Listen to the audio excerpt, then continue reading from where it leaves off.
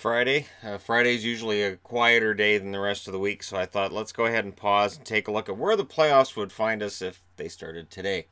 In the East, the 90-point Tampa Bay Lightning finished first. Would play the 67-point Pittsburgh Penguins, who are the number 2 wildcard. Toronto is number 2 in the Atlantic. They'd play number 3 Boston. In the Metro Division, number 1 is the New York Islanders, 74 points for them. They would host the Montreal Canadiens, who have 69. The Capitals are at 71. They're number 2. Columbus at 67. So Columbus is on that line because there's some teams we'll get to in a minute. Out west, Calgary, who number 1 seed, they have a game in hand on Winnipeg. That's why I have GIH on Jets on there. 75 points. They would host number 2 wildcard Minnesota, who are guaranteed to make a playoff spot according to their coach. San Jose's number 2 with 75 points. Number 3 is Vegas with 66. Vegas's hopes of finishing higher than that are probably dashed at this point. 9 points back of somebody at this point is probably done. Winnipeg has 75 points for first in their division. They would host the number 1 wild card, which is Dallas with 63 points. Number 2 in the division is Nashville with 73. They would host St. Louis, who has 63. Outside the playoffs and looking in, you have Carolina in the East with 64 points, so they're 3 out. You have Buffalo, they're 4 out. And Flyers are hanging around, but they are 8 points back. So that's the math gets kind of dicey at 8 points. In the West, it's a little closer. You have Vancouver. They are 2 points. They're tied with Minnesota, and yet they have played, I think it's 2 more games than have Minnesota. The Colorado Avalanche and the Chicago Blackhawks are 2 points back of Minnesota as well. So those are the 3 that I wanted to highlight as being in the running. If Colorado can turn it around, they can still get in, but it's going to be it's going to have to mean quite a turnaround for them. All right, that being said, let's get into tonight's games. The Boston Bruins, with the record of 32-17-8, are in against the 22-26-9 Anaheim Ducks. And you'll notice Anaheim's nowhere to be found on here. Boston, on the other hand, is trying to pull within 1 point of Toronto. Over their last 10 games, this being Boston, Brad Marchand, 5 goals, 8 assists. Bergeron has 6 goals and 8 assists. Danton Heinen, who's stepping in for Pastrnak, 4 goals and 3 assists for him over his last 10. Krejci, 4 goals, 5 assists, and then it falls off. DeBrusk, 1 goal, 2 assists, and Solaric, 2 goals and an assist for him. Let me check on goaltenders. All right, now on the goaltending front, Jaro Halak's been confirmed for Boston. He's 14-9-4 with a .921 save percentage. That would make Tuukka Rask the backup at 18-8-4 with a .920 save percentage. On the Vezina conversation, I noticed that the Hockey News had Tuukka Rask top 5 for Vezina on their list. I don't see how, since Halak's played almost as many games. His stats are basically the same. It's the same as what I've said of the Islanders. Unless you want to redefine the Vezina as being like a tandem thing, which is why we have the Jennings. I don't see a guy who's been splitting starts getting Vezina votes. On the Anaheim side, no confirmation of goaltenders yet. I've written down all 4 because it's worthy of note that Boyle's been thrown into this position where he's now 1-0 with a .967 save percentage after that shutout.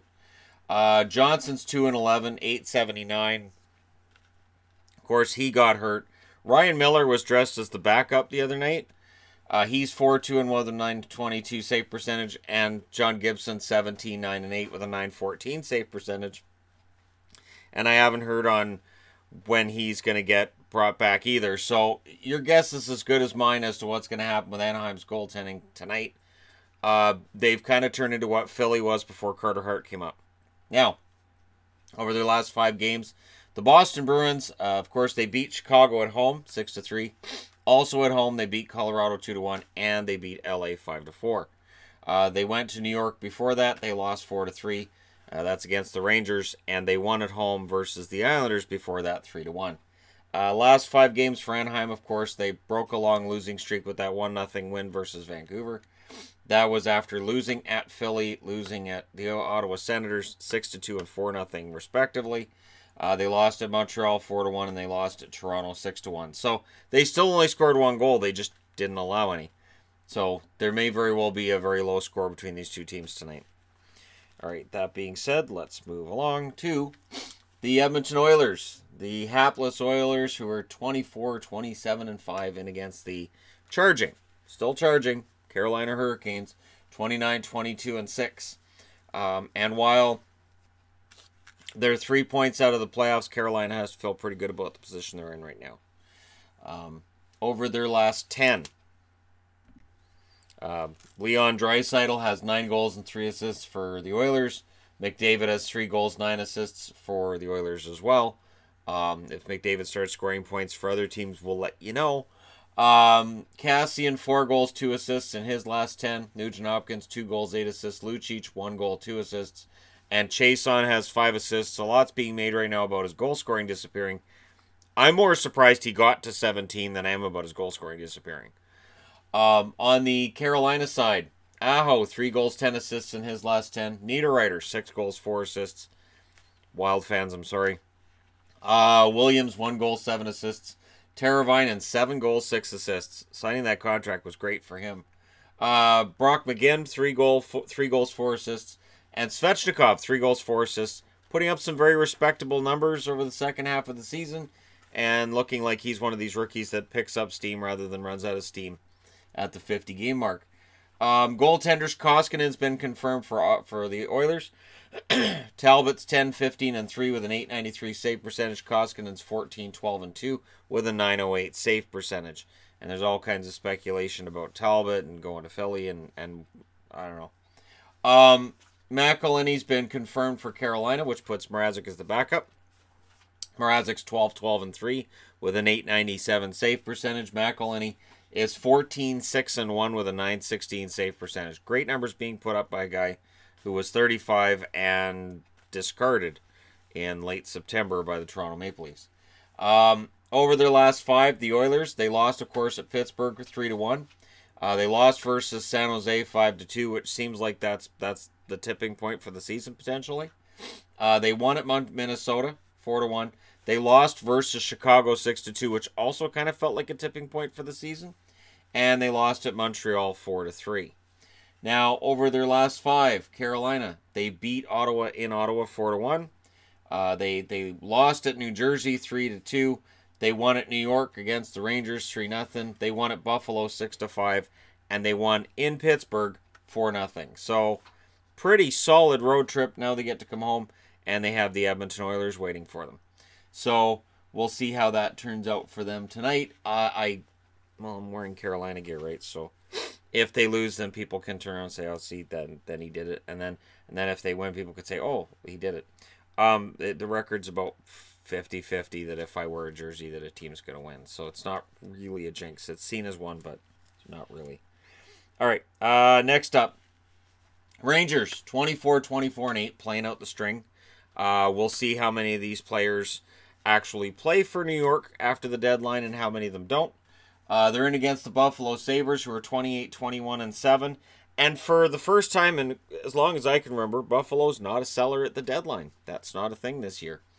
In that 24-24-8 record over their last 10 games, Kreider has 3 goals, 5 assists. Zibanejad, 11 goals and 4 assists. Zuccarello, 2 goals, 11 assists. Hayes, 3 goals, 2 assists. Buchnevich, 1 goal, 3 assists. Hedl has 3 goals for the New York Rangers over his last 10 games. Over the last 10 games for Buffalo, Skinner, 4 goals, 3 assists. Eichel, 3 goals, 9 assists. Reinhart, 3 goals and 4 assists. Rodriguez, 5 goals, 2 assists. Sherry, 2 goals, 4 assists. And Okposo, 3 goals and an assist to round out things for Buffalo. It's a big game for Buffalo because, again, it'd be easy to kind of overlook the Rangers. I'm not betting on them doing that, though. Buffalo realizes that they're sitting 4 points out of the playoffs. They're kind of at a tipping point. They have to worry about Philly behind them as well with the hard-charging Flyers. And the fact that they have to jump past Carolina as well as other teams for them to get into the playoffs. Georgiev's been confirmed as the starter for the Rangers tonight. He's 8-9 with a .905 save percentage. Lundqvist will be the backup at 16, 15, and 8 and a .907 save percentage. Olmark's been confirmed as the starter for Buffalo, and I really think he's been the better of the two goaltenders over the last couple of months. Hutton's 15, 16, and 3 with a .910 save percentage. Olmark's 13, 5, and 4 with a .913 save percentage. Over their last 5 games, the Rangers, of course, lost at Winnipeg 4-3. They won versus Toronto 4-1. They lost versus Carolina 3-0. They won versus Boston 4-3, and they lost versus the Kings 4-3. So it's been a mixed bag for the Rangers again. They're just kind of playing out the string. The players themselves, not so much. Management, absolutely. Over their last 5, Buffalo, they won versus the Islanders 3-1. They lost versus Winnipeg 3-1.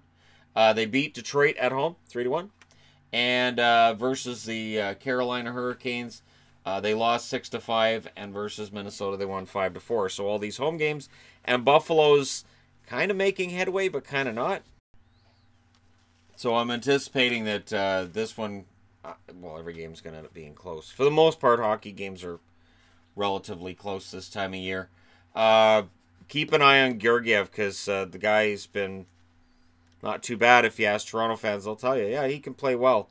Let's see if he can follow that up with another really solid game for the Rangers against Buffalo, a team that desperately needs this win. And we'll see where they are coming out of this homestand and how likely they are to actually make the playoffs. All right, last but not least, the New Jersey Devils are in against the Minnesota Wild. This is a curious one in that, of course, as I said, coach has said, we're making the playoffs. I guarantee it. And management seems to have the idea of, well, if we can sell, we will.